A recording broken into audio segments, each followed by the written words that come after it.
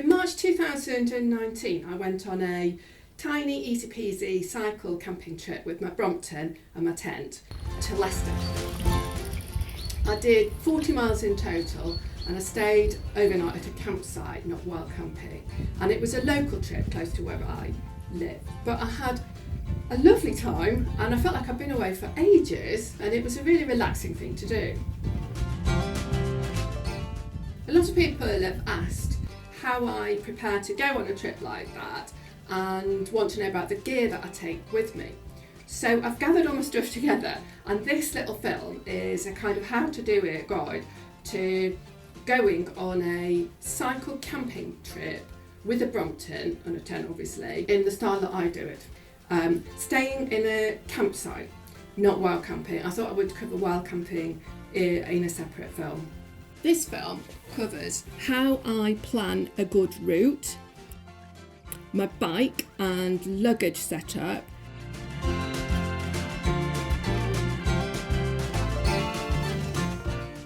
my tent and other kit, my stove and cooking stuff, my tools, my clothes, and how I make perfect coffee on the road.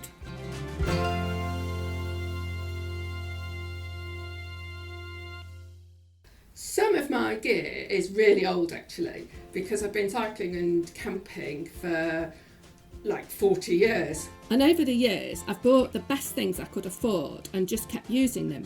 I'm still using some of the gear I got when I was a schoolgirl, and some of my friends from those days have stuck around too. Some of the things that I use are like 10, even 20 years old, or more than that actually, and so they're unlikely to be available exactly, but I'm sure there'll be equivalent and actually probably better products available. And you'll see that actually I don't use an awful lot of specialist kit. Quite a few of the things that I use are things that we have just anyway, like a kitchen knife, a face flannel, an old suitcase, or they're things that we just have lying around, like an old Coke bottle, or Lars rescued the coffee funnel from an old coffee machine. So this film is definitely not a kind of high-tech film all about the best and newest products. It's more about just making do with what you've actually got. I think you do need a really good tent. I'm really grateful for having a really good tent, so I feel safe. And I think you do need a good sleeping bag. But I bought mine about 20 odd years ago, and it's still going strong. I used to be a club cyclist and race, and back in those days I was never very good actually, but I was quite fit.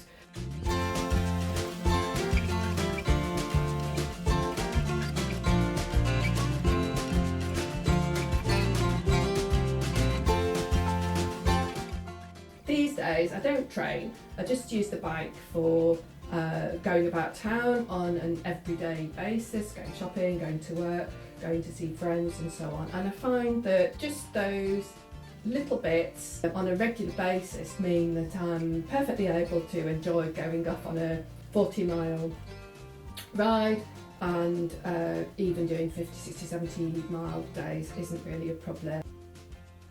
So you don't have to be super fit. When I'm touring, the pleasure for me is not about trying to be fast, racing to the finish line, but about being slow and having a lovely time on the way. Some tours that I've done have been long and far away, or started far away at any rate, like riding from Hong Kong to London, and others that I do are just short, like riding from Northampton to Leicester, but they're all lovely. So anyway, this film is about how I prepared to go on that short little ride from Northampton to Leicester and the things I took with me.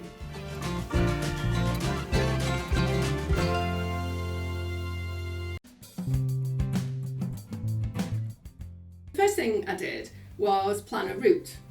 I enjoy using my bike to go to places that I want to go to anyway, like going to see someone or go home, like when I rode from Hong Kong to London.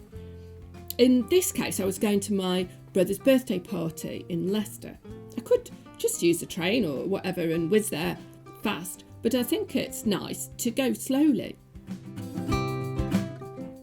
I plan my routes pretty carefully actually. I started off with a quick scan of the region to choose a place to start. I only had a day and a half, so I was going to use the bike in conjunction with public transport. I chose to start at Northampton. The train from London only took an hour and a bit, and that would make it a 40-mile ride. I used Google to look for a campsite. This one at Barford Top looked ideal.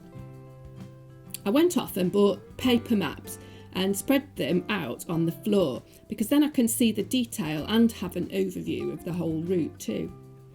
In the UK, I use Ordnance Survey maps with a scale of 1 to 50,000, which I find is ideal for cycling. I just look to see where there is lots of open country and minor roads along roughly the direction I want to go. I avoid main roads as much as possible, and I avoid towns too as much as possible normally, because they just tend to be more boring with a lot of edge bits and they're boring, and it's just nicer to ride in the open country.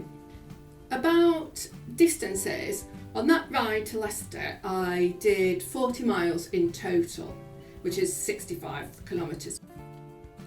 In my way of touring, it's not about going far or going fast, actually. I don't want to be stressed or get exhausted or need to ride into the night and do 100 miles or whatever.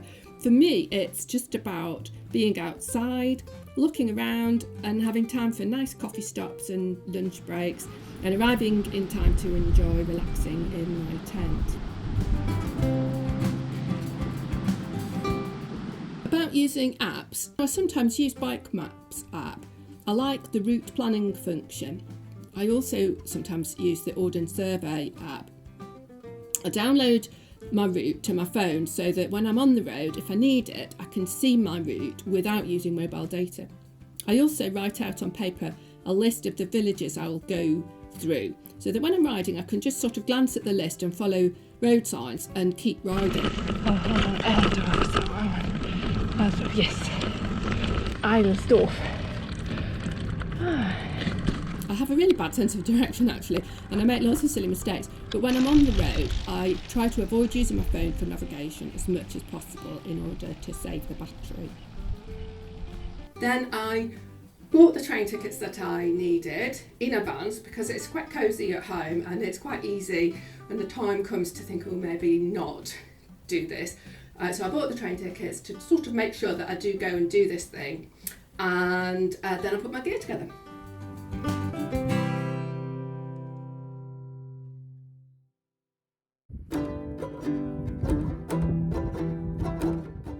Normally I take my Hilleberg Acto tent.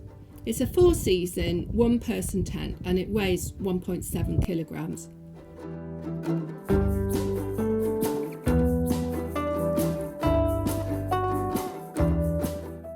It is super robust and I can trust it through anything.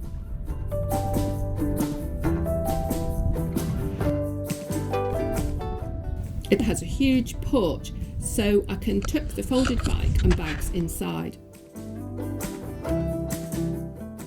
There's loads of space in the inner tent and it's high enough for me to sit up inside. I use the footprint, which helps keep everything clean and nice, as I really hate dirt.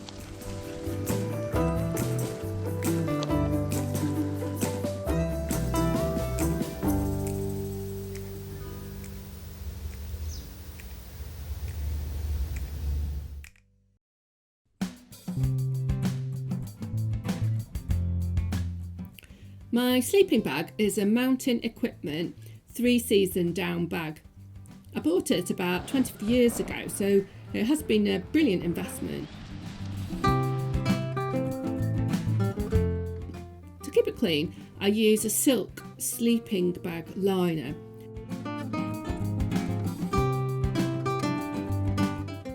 And when it's cold, like it really was on this ride near Glasgow, I use an extra furry liner.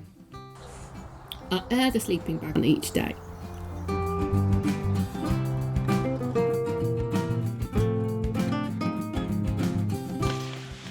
mat that I use is a mountain equipment full-length mat, which means that my feet are warm at night, and it packs up quite small.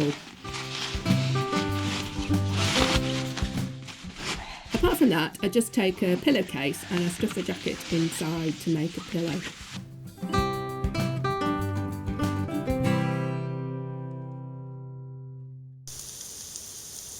So how about cooking? I actually really like making my own food from scratch. So I use this, which is a Trangia stove.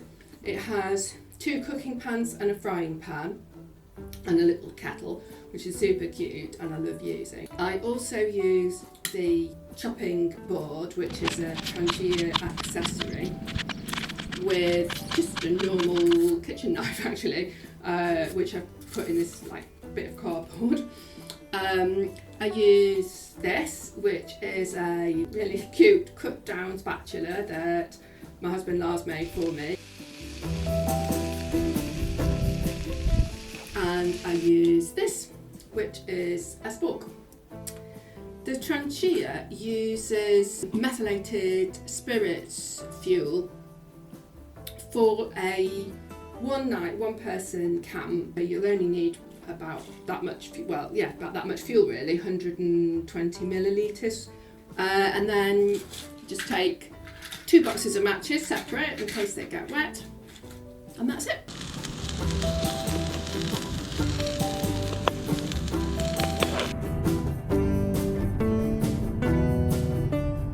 For water, you'll see in the film that I just used this actually, which is an old Coke bottle.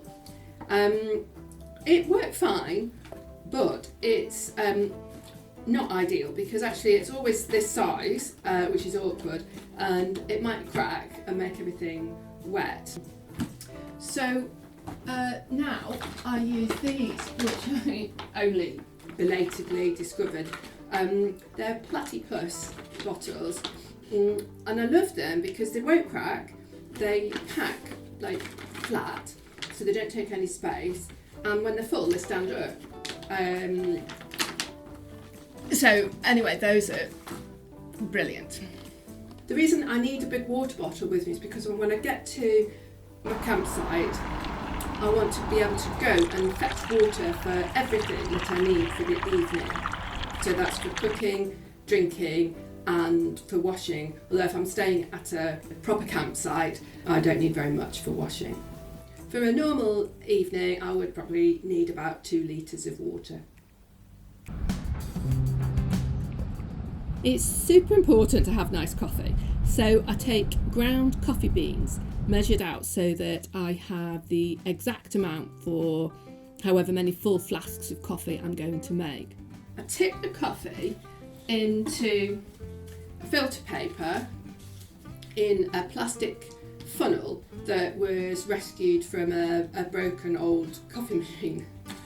I measure the right amount of water using my flask, boil the water in my kettle, and then pour the hot water onto the grounds so that the fresh coffee runs straight into my thermos flask, which keeps the coffee hot.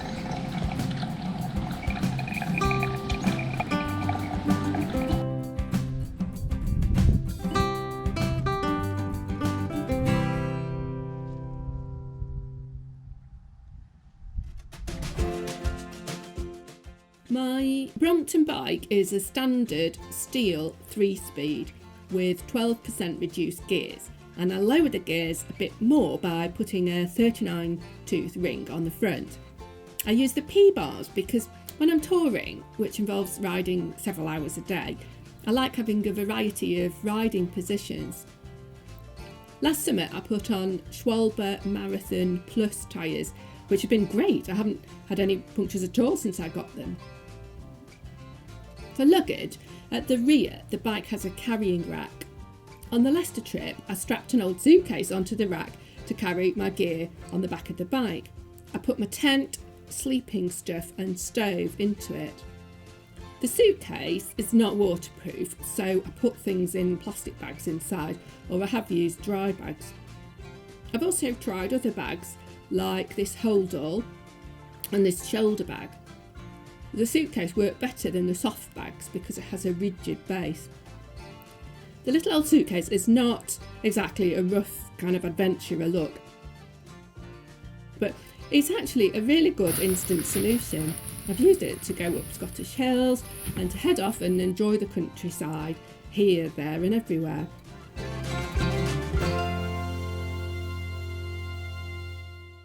Recently, I found a way to use an Ortlieb roll top pannier on the rear carrying rack. I fixed a rod onto the rear rack and clipped the pannier onto it, and then I bound everything with a strap. I could put my tent under the Ortlieb shoulder strap. I got the idea from a guy called Shane on the internet. I wanted to use the Ortlieb because it's super waterproof, robust, and it's big, like 20 litres, and because we already had them. I'm no great shakes as a mechanic, and I was pretty proud of this. My husband later replaced the wooden rod with a bit of carbon fibre tube that he had lying around. But whether wood or carbon fibre, what is good is that the whole thing can be set up in a few hours without special tools. At the front of the bike, I used the standard Brompton luggage block, and I attached an Ortlieb pannier using a steel frame that my husband designed and made.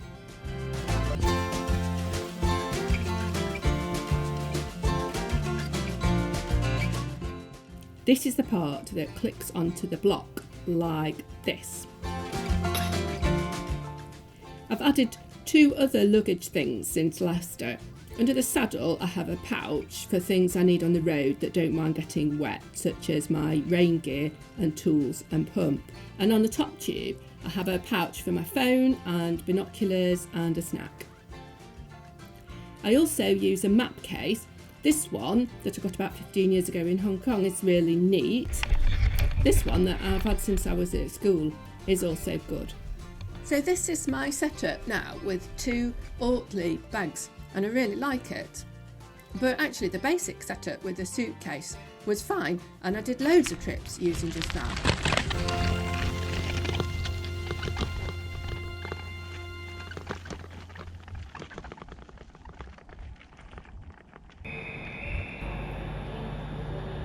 About the Brompton, I use it because I can easily combine the bike with other forms of transport.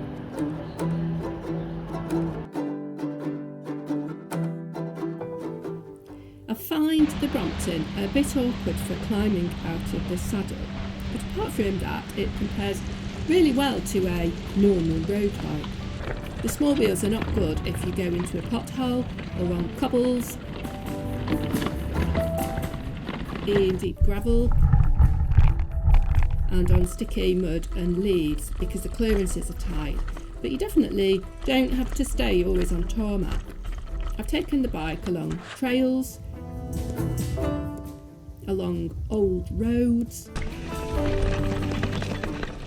across fields, up hills, up boggy hills,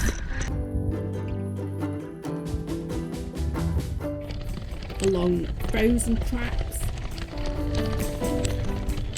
on paths, tracks, woodland trails, and along interesting ancient sunken lanes, although I had to clear out the mud a bit here as the wheels got stuck. I'm a relatively light person and I go carefully and slowly.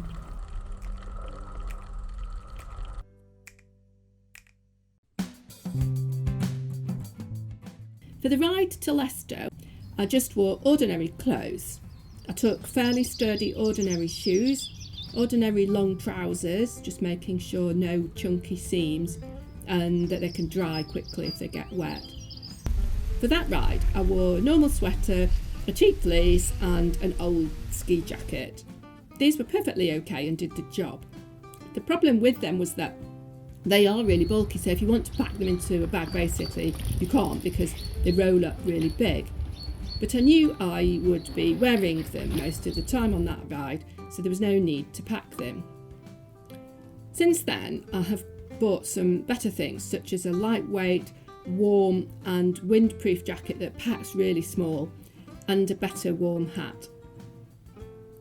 I carry spare underwear and socks, and sometimes take Crocs for walking in wet grass and to wear in the campsite shower. I also have a rain cape and ugly, black, cheap, waterproof overshoes.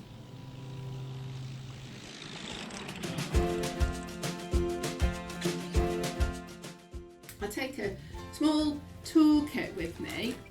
This is it. So I use this, which is a 15mm spanner, which is to take off the wheels.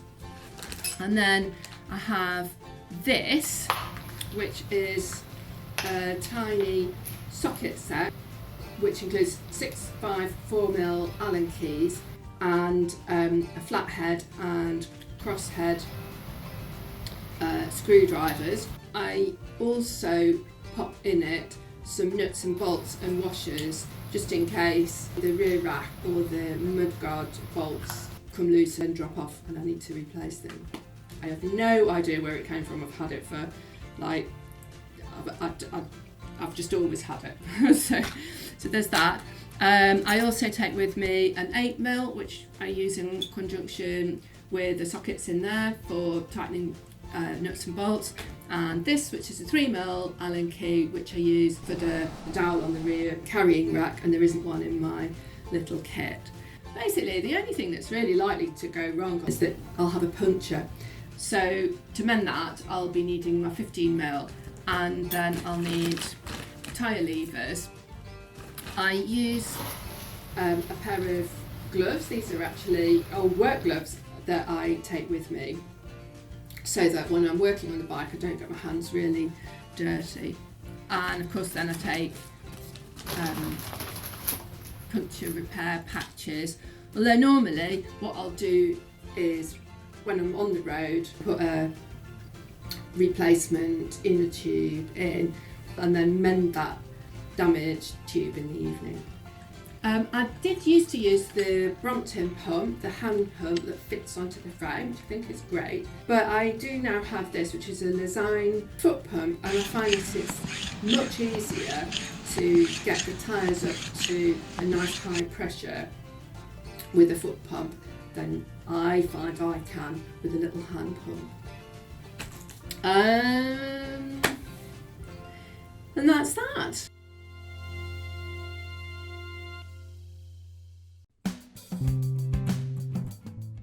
Before I set off on a trip, I obviously tell at least one other person what I'm doing.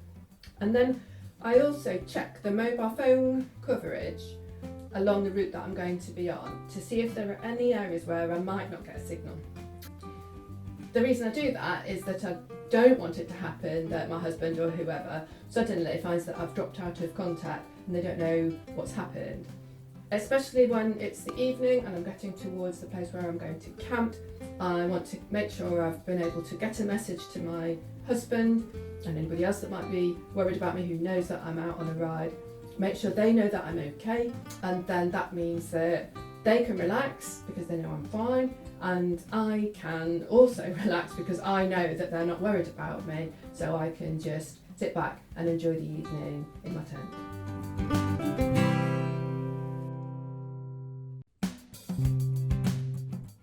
I take a head torch with me. This one is a Petzl, and I normally take the batteries out and carry them separately because I don't want the lamp to go on when I don't want it to be on in my bag or something, and then when I need it the batteries are flat.